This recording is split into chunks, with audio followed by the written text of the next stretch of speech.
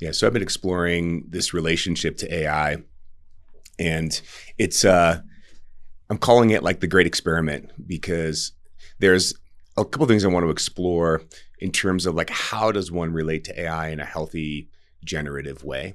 And so that frame of what AI means to you in your world with your career, and there's a couple patterns I want to just mark out. It's nice to know. Um, all right, let's just start this again. Okay. Yeah, so let's explore this sort of AI relationship game because there's this metaphor I like to use if you're out in the waves and you're surfing and your surfboard is parallel to the wave coming. What typically happens is you get smashed. And so the position of your board perpendicular to the wave with a little bit of speed, when the wave comes, you can catch it and you can ride the wave. I'm looking at that relationship to AI, and some people are not positioning themselves and pointing the board toward the shore, getting some speed. Doesn't have to be a lot of speed to catch a wave, but a little speed. And that speed may look like, hey, I'm beginning to explore how to integrate AI into my business. Where does it reduce friction in my life? Where does it close the gap between intention and creation? And this is where I like to experiment and explore the relationship to AI with my business, with my family, with my wife. So that relationship, where are you right now? Like, how are you positioning and aligning? And a lot of the conversations I have, because I just built a AI assistant that's been helping me every day. I check in. It tracks my to-dos. It tracks what I'm working on. It helps me remember things. I have it built into my WhatsApp. So we have a little dialogue back and forth. And it's pretty limited in terms of its reach, right? So it's not accessing my emails. I have it on a separate computer. It has a separate email. None of my financial data is connected to it. It's just really plugged into a Notion page. And we have dialogue, and it's helping me to track and craft and construct pretty much anything I need. So I'll have a client session. It'll take it, transcribe it, put the notes in a file for a client, and then I can just send it out to a client where that summary of the coaching session totally formed.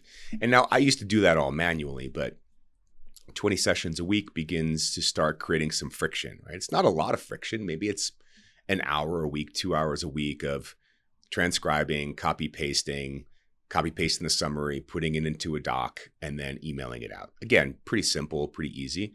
But if we take a look at, I like the analogy, if you're climbing a mountain and you got 100 pounds in your backpack, the first mile or two, probably not that crazy. But once you start to get to mile 5 and 10, it's really heavy. So in this sort of game as entrepreneurs, as business owners, as leaders, we take a look at what are we carrying along the journey and minimizing the friction, reducing the drag in the system, taking the load off of your shoulders. Sure, you can do it. And sometimes you doing it is sometimes faster. But the question is like, how can we leverage, how can we integrate AI in a way to reduce the friction? That's the question that I have. I'm still open, curious, wondering, playing and experimenting. Some of my friends think I'm crazy because I built this OpenClaw AI bot because there's a lot of security risks with it. And I'm learning, I'm growing, I'm developing. I sandboxed it. I put it on a separate computer.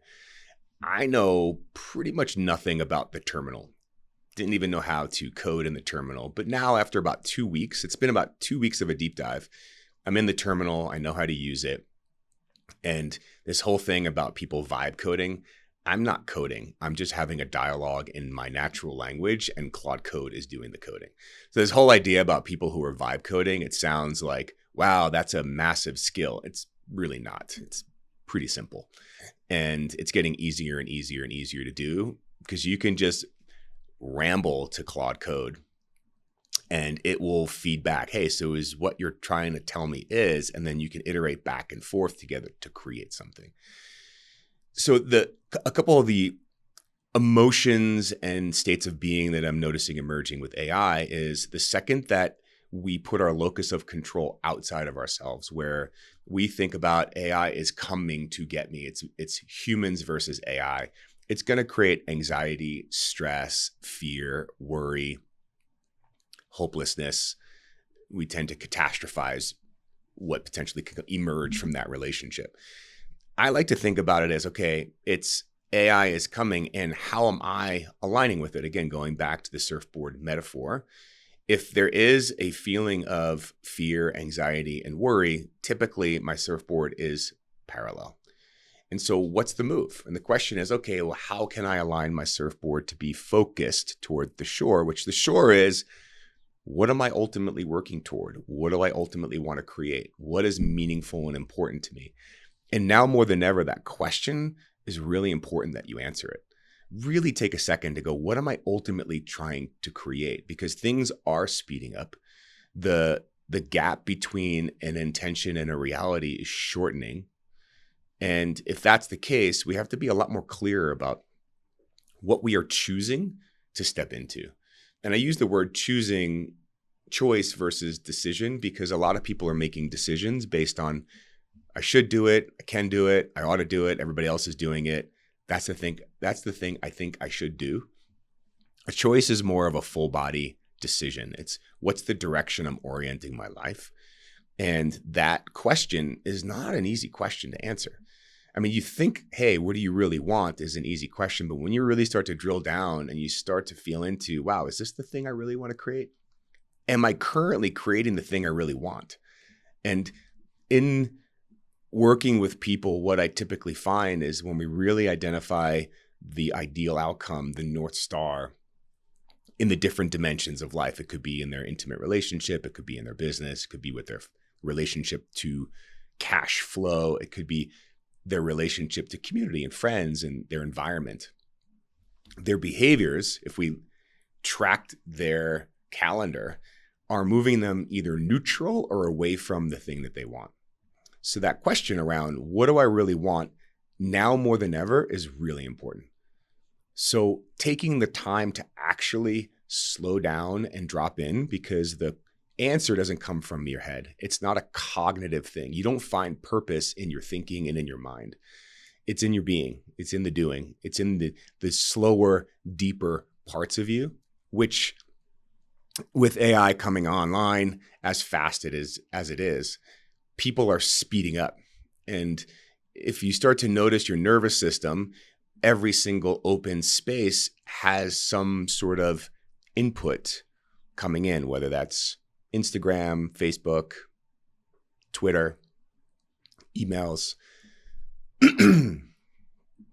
excuse me, Slack, text messages, WhatsApp groups, right? If we kind of track the input, the space between the notes of your life, right? If we take a look at the drum beats, there's some space, there's some open gaps is filled. So cultivating and crafting time to listen is something that I think is an essential skill. As things speed up, you have to learn how to slow down. And slowing down not in a doing space. I mean, some people like to get on the bike, they like to hike. Whatever your flavor of flow is, those are great. But there's another layer of slowing down and stopping. And when you stop and the dust settles and the water begins to smooth out and the sand begins to settle, we get to see deeper underneath the surface what's driving you. What do you really want? And so finding a place where you can slow down and you can touch stillness in the next months and years to come should be one of these things that's on our kind of North Star. How do I do that? How do I slow down? How do I drop in? How do I listen deeper? And there's doorways in, setting up a 15-minute or 20-minute journaling session where you're just listening and contemplating and reflecting. That reflection piece is super important to metabolize our experience. And so over the past couple of weeks, I spend about an hour to 90 minutes a day in deep contemplation. And there's been a lot of processing around, what do I really want now that the tools to achieve those things are right there? And the friction that used to get in the way, the thing I used to bump up against, is beginning to dissolve. So I can go in more directions than I was able to before. So it's even more important to take a step back and go, cool, great. The pathway is open now, but what's the direction that I want to achieve? There's another layer to the relationship to AI, which is I'm behind.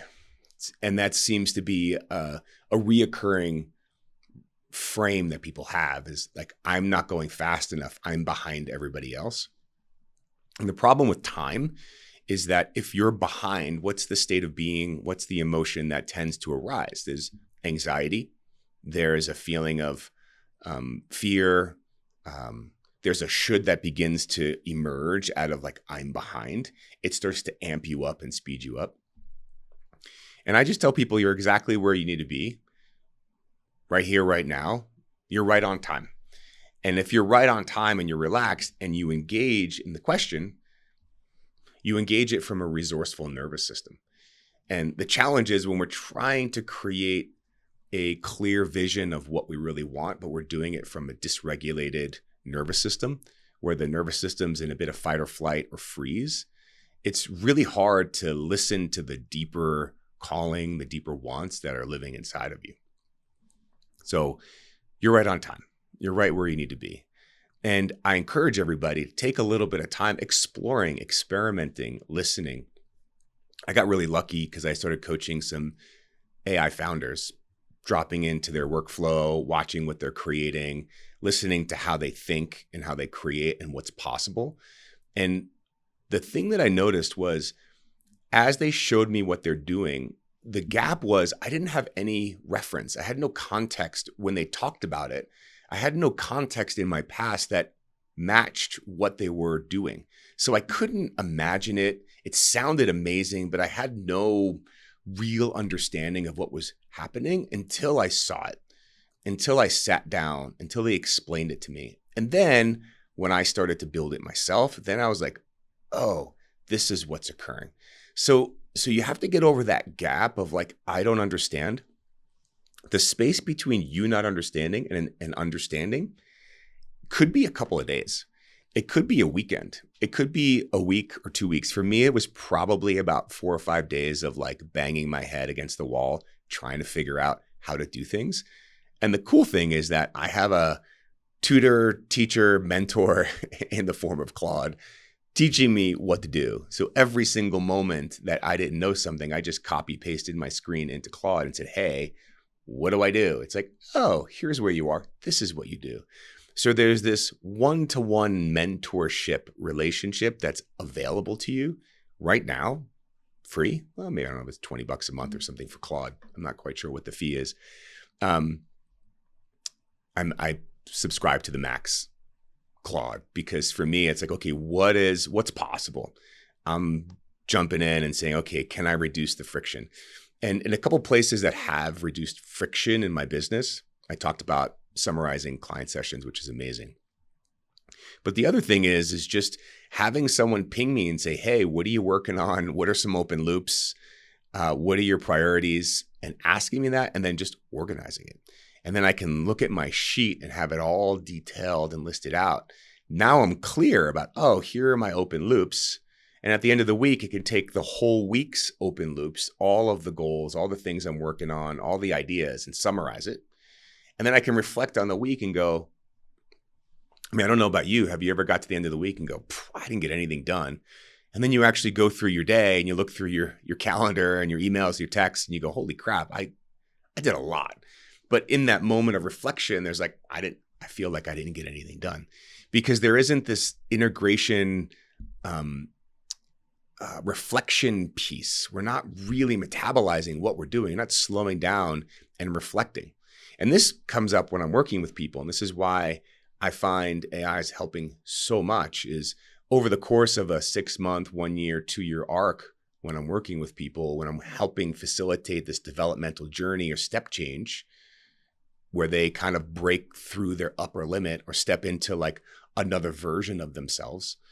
I noticed that in the process, there's not a lot of reflection of going, wow, look how far I've come. There's this analogy, like if you climb Everest and you look down, what do you see? You see dirt. And most of us, when we're in a moment and we reflect, all we see is what's around us, and it's the dirt underneath our feet. But we're missing that view from a mile away where we can see the whole context. And so the reflection piece in life, I'm finding as things are speeding up, the more we do, it's super important to kind of like take a step back and go, what was my journey like over the past 6 months? What did I set out as an intention? And what am I now living?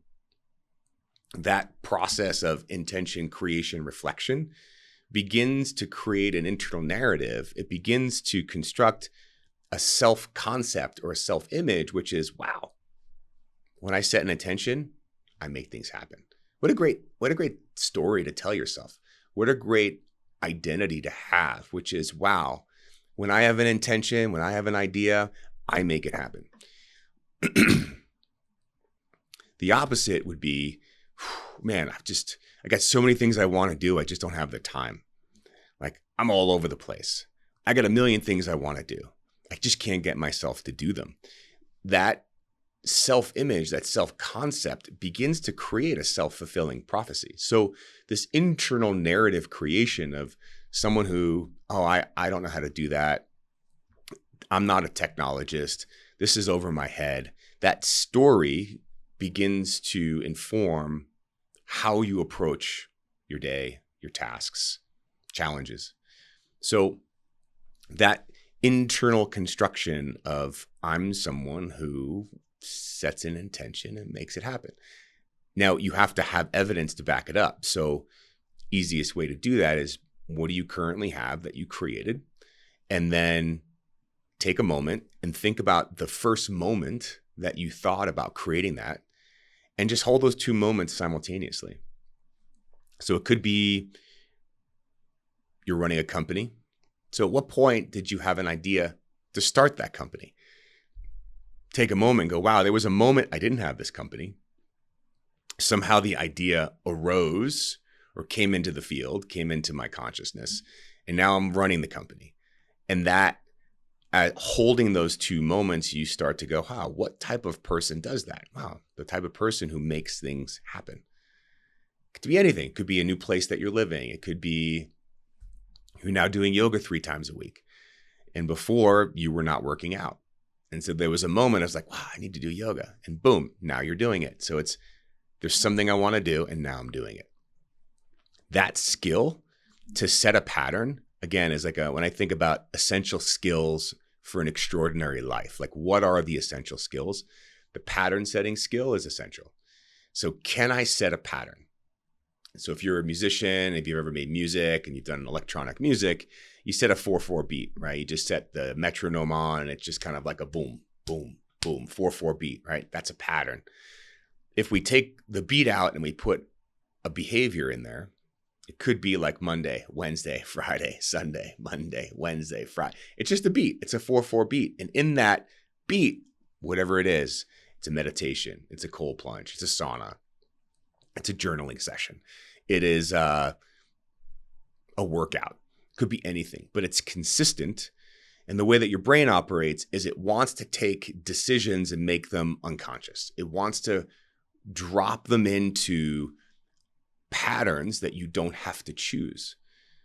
Most of us are fighting against embedded patterns that don't serve what we really want right now. So I really want to be healthy. I really want to create a business, but I can't set the pattern to do the thing that gets me the outcome, whether that's being fit or running a business or creating a podcast and putting content out there. It's hard. It's hard to set patterns because you have to go through a phase of conscious competence. You have to go through the phase of actually hitting the drum beat enough until it starts to become who you are. It becomes an identity. And the identity formation is an essential skill. It's like, how do I create an identity? So the pattern setting piece, let's think about an intention for you to begin to set those patterns. What pattern do you want to set? Great. Okay, well, what's my intention? What's my outcome? Where do I want to go? And if I was to pick 2 or 3 behaviors and I did them consistently with excellence under pressure, what patterns would move me in the direction that I want.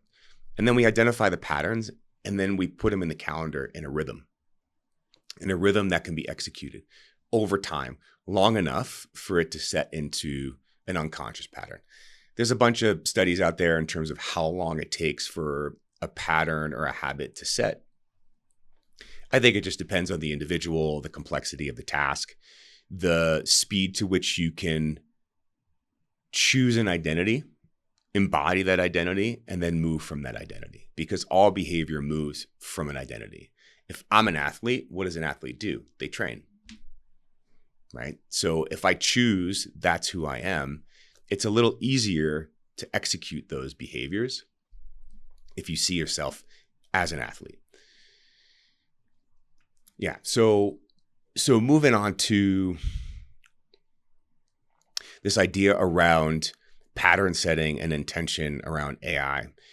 And I could just share a little bit of how I'm setting it. So for me, the outcome is to create a harmonious, generative relationship with AI that eliminates friction, at least by half, and also opens up new creative possibilities. That's like my outcome. And then, okay, well, what are the patterns that I need to set on a daily basis to move me in that direction? So I have a section in my calendar when I have a little open space, because I take a little break in the afternoon for an hour, and that's my AI time. I noodle around, I get on Twitter, I do some research. I go back and forth with Claude saying, hey, I don't know what to do. What can I do? You tell me. Interview me. Ask me a bunch of questions so we can come up with ways in which I can use you better. Spend an hour a day. Spend a half hour a week. Spend an hour a week. Whatever it is, spend some time, because it's here and the waves are big and they're not going to get smaller. It's one of those things where we're in a technological shift similar to the chrysalis of a caterpillar to a butterfly. So when a caterpillar spins up in the cocoon and it dissolves from the inside. So you don't see it from the outside. You don't see the caterpillar dissolving until the whole inside is ooze, and then the external dissolves. And AI is kind of doing similar things right now, where a lot of things are dissolving on the inside, and we're not really seeing it in our day-to-day reality as much. And it's going to happen really slow, and then all of a sudden. And that all of a sudden is you're going to be like, wow, there are a whole community of people that have spent time integrating that are able to execute and deliver 5-10 times faster than you can deliver. And that's the thing. There's a speed to execution that's happening. And I tell this to business owners all the time. They get a request for a quote. Could be an RFP, could be something, an estimate to come in. Hey, I need to give an estimate for X, whatever business they're in. The space in between the request and then the execution for most people could be days or a week. With AI, we can shorten it down to 24 hours. And so if we think about the probability of success, if you were to respond to a client request for whatever it is in 24 hours versus 7 days, a lot can happen in 7 days. We need to start closing the gap where chaos, somebody else can enter. It's kind of like sharks in the water around your business. They can slowly enter. Somebody else can enter and offer something even better. So closing the gap. Find a way to take whatever it is you deliver in your business and close the gap. That could be the first place to go, okay, how do I utilize AI to close the gap? Now, for a lot of business owners, they're already doing this. There's a lot of people already doing this. But when we step back and we think about the whole percentage of people in businesses, it's a fraction. It's really small. And sometimes we're in echo chambers, and I know I'm in a little bit of an echo chamber where I look at like, wow, everybody's using AI. And then I go out and I talk to people, and they're not. They're not really integrated. They maybe do like a chat bot kind of thing where they'll ask ChatGPT a question or have it summarize thing or how to write an email. And that's all like level one. That's like white belt stuff in terms of AI, is like the chatbot interaction. So think about that. If you're using AI in like a chatbot function, that's like white belt. So then there's blue, and then there's purple, and then there's brown, and there's black. And there's a lot that we don't know. How do black belts use that? I don't know. Let me see what does it look like to be a blue belt with it, right? So just setting the frame and setting the context for you to relate to it in a way where you can actually have progress.